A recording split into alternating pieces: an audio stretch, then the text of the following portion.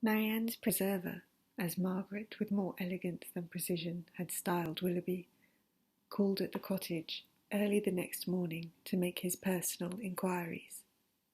He was received by Mrs. Dashwood with more than politeness, with a kindness which Sir John's account of him and her own gratitude prompted, and everything that passed during the visit tended to assure him of the sense, elegance, mutual affection, and domestic comfort of the family to whom accident had now introduced him. Of their personal charms he had not required a second interview to be convinced. Miss Dashwood had a delicate complexion, regular features, and a remarkably pretty figure. Marianne was still handsomer. Her form, though not so correct as her sister's, in having the advantage of height, was more striking. Her face was so lovely that when, in the common cant of praise, she was called a beautiful girl, truth was less violently outraged than usually happens. Her skin was very brown, but, from its transparency, her complexion was uncommonly brilliant. Her features were all good, her smile was sweet and attractive, and in her eyes, which were very dark, there was a life, a spirit, an elegance, which could hardly be seen without delight. From Willoughby their expression was at first held back by the embarrassment which the remembrance of his assistance created, but when this passed away, when her spirits became collected, when she saw that the perfect good breeding of the gentleman, he united frankness and vivacity, and, above all, when she heard him declare that of music and dancing he was passionately fond, she gave him such a look of approbation as secured the largest share of his discourse to herself for the rest of his stay. It was only necessary to mention any favourite amusement to engage her to talk.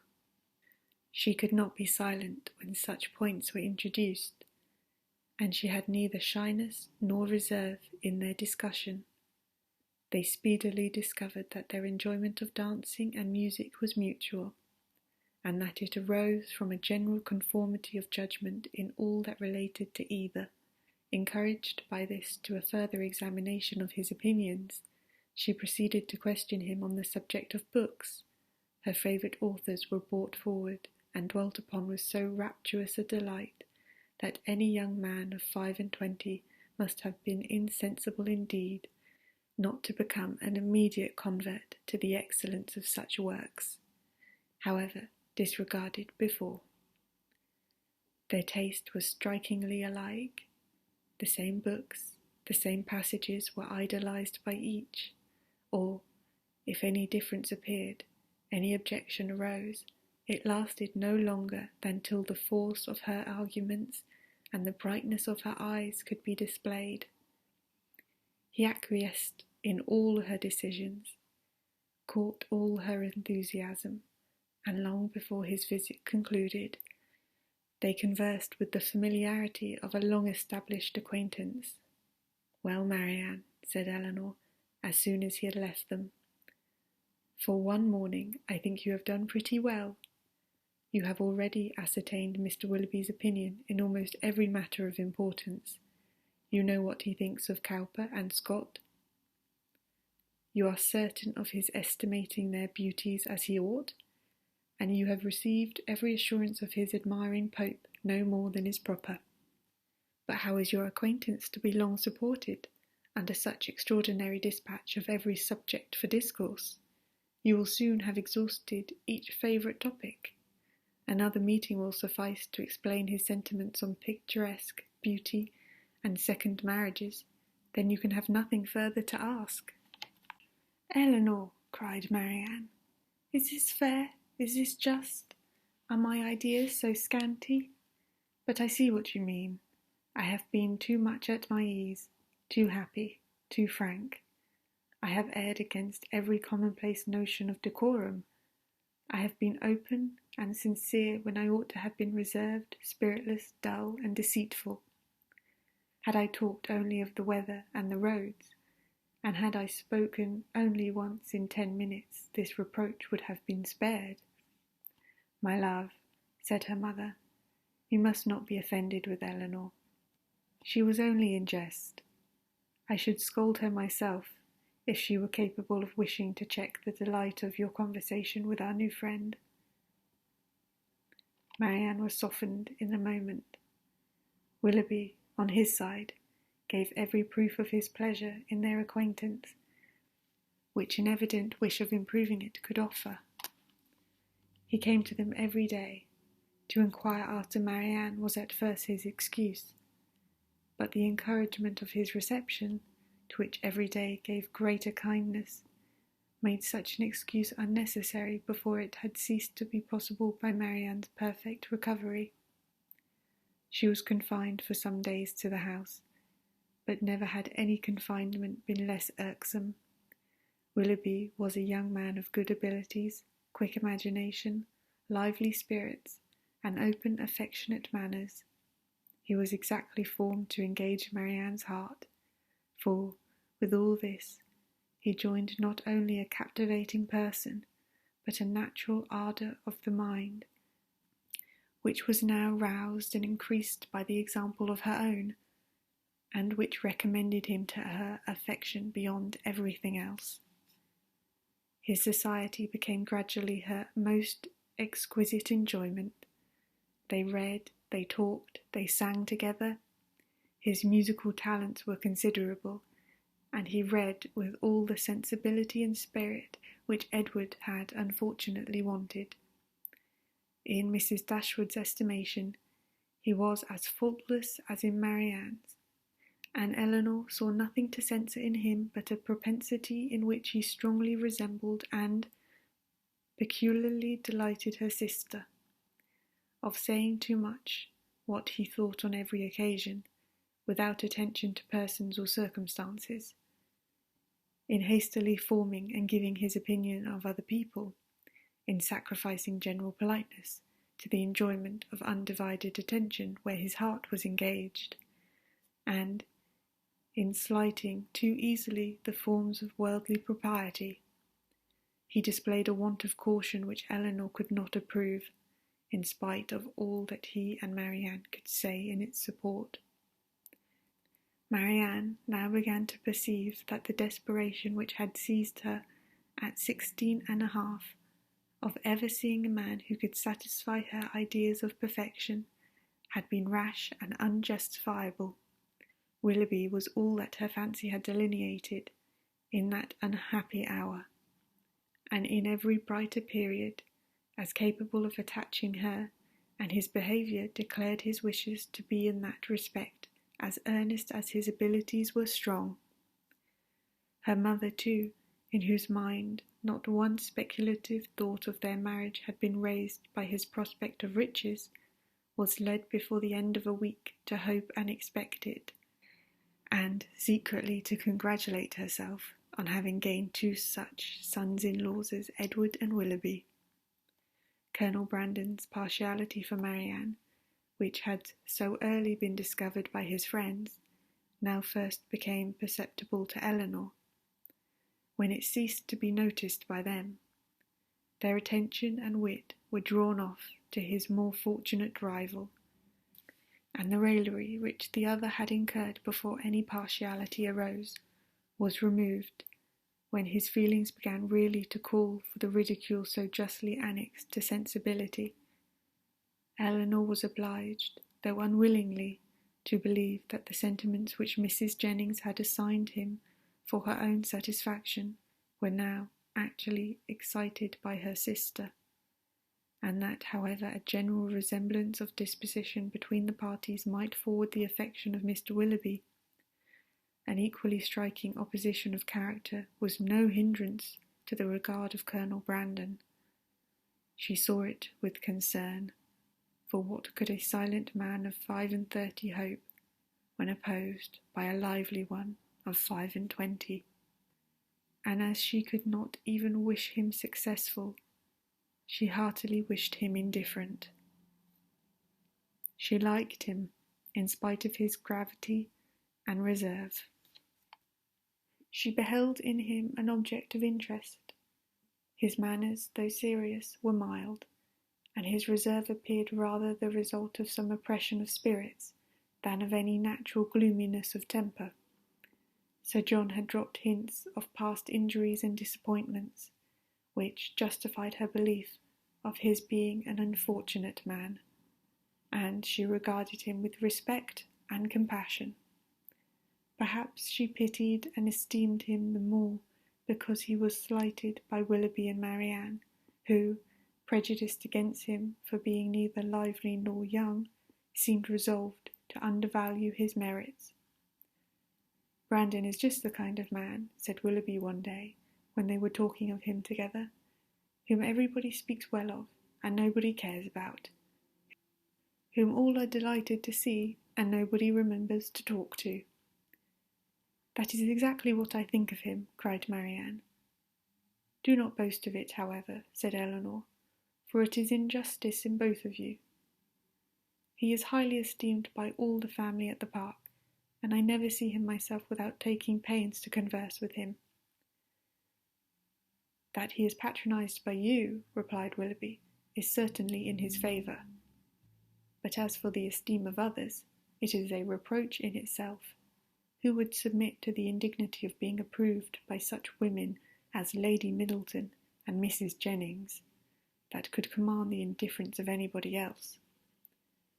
But perhaps the abuse of such people as yourself and Marianne will make amends for the regard of Lady Middleton and her mother, in the praise of its censure. Your censure may be praised, for they are not more discerning than you are prejudiced and unjust. In defence of your protégé, you can even be saucy." "My protégé, as you call him, is a sensible man, and sense will always have attractions for me. Yes, Marianne, even in a man between 30 and 40. He has seen a great deal of the world, has been abroad, has read, and has a thinking mind. I have found him capable of giving me much information on various subjects, and he has always answered my inquiries with a readiness of good breeding and good nature." "That is to say," cried Marianne contemptuously, "he has told you that in the East Indies the climate is hot, and the mosquitoes are troublesome." "He would have told me so, I doubt not, had I made such inquiries, but they happen to be points on which I have been previously informed." "Perhaps," said Willoughby, "his observations may have extended to the existence of nabobs, gold moors, and palanquins. I may venture to say that his observations have stretched much farther than your candour. But why should you dislike him?" "I do not dislike him. I consider him, on the contrary, as a very respectable man, who has everybody's good word and nobody's notice, who has more money than he can spend, more time than he knows how to employ, and 2 new coats every year." "Add to which," cried Marianne, "that he has neither genius, taste, nor spirit, and his understanding has no brilliancy, his feelings no ardour, and his voice no expression." "You decide on his imperfections so much in the mass," replied Eleanor, "and so much on the strength of your own imagination, that the commendation I am able to give him is comparatively cold and insipid. I can only pronounce him to be a sensible man, well-bred, well-informed, of gentle address, and, I believe, possessing an amiable heart." "Miss Dashwood," cried Willoughby, "you are now using me unkindly. You are endeavouring to disarm me by reason, and to convince me against my will. But it will not do. You shall find me as stubborn as you can be artful. I have 3 unanswerable reasons for disliking Colonel Brandon. He has threatened me with rain when I wanted it to be fine. He has found fault with the hangings of my curricle, and I cannot persuade him to buy my brown mare. If it will be any satisfaction to you, however, to be told that I believe his character to be in other respects irreproachable, I am ready to confess it. and in return for acknowledgment which must give me some pain, you cannot deny me the privilege of disliking him as much as ever. Little had Mrs. Dashwood or her daughters imagined, when they came first into Devonshire, that so many engagements would arise to occupy their time as shortly presented themselves, or that they should have such frequent invitations and such constant visitors as to leave them little leisure for serious employment. Yet such was the case. When Marianne was recovered, the schemes for amusement at home and abroad which Sir John had been previously forming were put into execution. The private balls at the park then began, and the parties on the water were made and accomplished as often as a showery October would allow. In every meeting of the kind, Willoughby was included, and the ease and familiarity which naturally attended these parties were exactly calculated to give increased intimacy to his acquaintance with the Dashwoods, to afford him opportunity of witnessing the excellence of Marianne, of making his animated admiration of her, and of receiving, in her behaviour to himself, the most pointed assurance of her affection. Elinor could not be surprised at the attachment. She only wished that it were less openly shown, and once or twice did venture to suggest the propriety of some self-command to Marianne. But Marianne abhorred all concealment where no real disgrace could attend unreserve, and her aim at the restraint of sentiments which were not in themselves illaudable appeared to her not merely an unnecessary effort, but a disgraceful subjection of reason to commonplace and mistaken notions. Willoughby thought the same, and their behaviour at all times was an illustration of their opinions. When he was present, she had no eyes for anyone else. Everything he did was right. Everything he said was clever. If their evenings at the park were concluded with cards, he cheated himself and all the rest of the party to get her a good hand. If dancing formed the amusement of the night, they were partners for half the time, and when obliged to separate for a couple of dances were careful to stand together, and scarcely spoke a word to anybody else. Such conduct made them, of course, most exceedingly laughed at, but ridicule could not shame, and seemed hardly to provoke them. Mrs. Dashwood entered into all their feelings with a warmth which left her no inclination for checking this excessive display to them. To her it was but the natural consequence of a strong affection in a young and ardent mind. This was the season of happiness to Marianne. Her heart was devoted to Willoughby, and the fond attachment to Norland which she brought with her from Sussex was more likely to be softened than she had thought it possible before, by the charms which his society bestowed on her present home. Elinor's happiness was not so great. Her heart was not so much at ease, nor her satisfaction in their amusements so pure. They afforded her no companion that could make amends for what she had left behind, nor that could teach her to think of Norland with less regret than ever. Neither Lady Middleton nor Mrs. Jennings could supply her the conversation she missed, although the latter was an everlasting talker, and from the first had regarded her with a kindness which ensured her a large share of her discourse.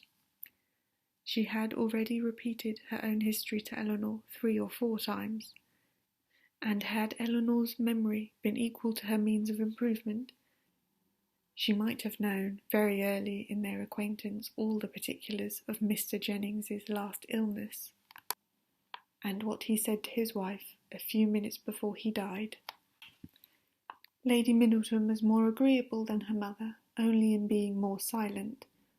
Elinor needed little observation to perceive that her reserve was a mere calmness of manner, with which sense had nothing to do. Towards her husband and mother she was the same as to them, and intimacy was therefore neither to be looked for nor desired. She had nothing to say one day that she had not said the day before. Her insipidity was invariable, for even her spirits were always the same, and though she did not oppose the parties arranged by her husband, provided everything were conducted in style, and her two eldest children attended her, she never appeared to receive more enjoyment from them than she might have experienced in sitting at home, and so little did her presence add to the pleasure of the others by any share of their conversation, that they were sometimes only reminded of her being amongst them by her solicitude about her troublesome boys. In Colonel Brandon alone, of all her new acquaintances, did Eleanor find a person who could in any degree claim the respect of abilities, excite the interest of friendship, or give pleasure as a companion. Willoughby was out of the question. Her admiration and regard, even her sisterly regard, was all his own. But he was a lover. His attentions were wholly Marianne's, and a far less agreeable man might have been more generally pleasing. Colonel Brandon, unfortunately for himself, had no such encouragement to think only of Marianne, and in conversing with Eleanor, he found the greatest consolation for the total indifference of her sister. Eleanor's compassion for him increased, and she had reason to suspect that the misery of disappointed love had already been known to him. This suspicion was given by some words which accidentally dropped from him one evening at the park, when they were sitting down together by mutual consent, while the others were dancing. His eyes were fixed on Marianne, and after a silence of some minutes, he said with a faint smile, "Your sister, I understand, does not approve of second attachments." "No," replied Eleanor, "her opinions are all romantic. Or rather, as I believe, she considers them impossible to exist. I believe that she does, but how she contrives it without reflecting on the character of her own father, who himself had 2 wives, I know not. A few years, however, will settle her opinions on the reasonable basis of common sense and observation, and then they may be more easy to define and to justify than they are now, by anybody but herself." "This will probably be the case," he replied, "and yet there is something so amiable in the prejudices of a young mind, that one is sorry to see them give way to the reception of more general opinions." "I cannot agree with you there," said Eleanor. "There are inconveniences attending such feelings as Marianne's, which all the charms of enthusiasm and ignorance of the world cannot atone for. Her systems have all the unfortunate tendency of setting propriety at naught, and a better acquaintance with the world is what I look forward to as her greatest possible advantage." After a short pause, he resumed the conversation by saying, "Does your sister make no distinction in her opinions against a second attachment, or is it equally criminal in everybody? Are those who have been disappointed in the first choice, whether from the inconsistency of its object, or the perverseness of circumstances, to be equally indifferent during the rest of their lives? Upon my word, I am not acquainted with the minutiae of her principles. I only know that I never yet heard her admit any instance of a second attachment's being pardonable." "This," he said, "cannot hold. But a total change of sentiments. No, do not desire it. For when the romantic refinements of a young mind are obliged to give way, how frequently they are succeeded by such opinions as are but too common and too dangerous. I speak from experience. I only know a lady who in temper and mind generally resembled your sister, who thought and judged like her, but who from an enforced change, from a series of unfortunate circumstances—" Here he stopped suddenly, appeared to think that he had said too much, and by his countenance gave rise to conjectures which might not otherwise have entered Eleanor's head. The lady would probably have passed without suspicion, Had he not convinced Miss Dashwood that what concerned her ought not to escape his lips? As it was, it required but a slight effort of fancy to connect his emotion with the tender recollection of past regard. Eleanor attempted no more, but Marianne in her place would not have done so little. The whole story would have been speedily formed under her active imagination, and everything established in the most melancholy order of disastrous love.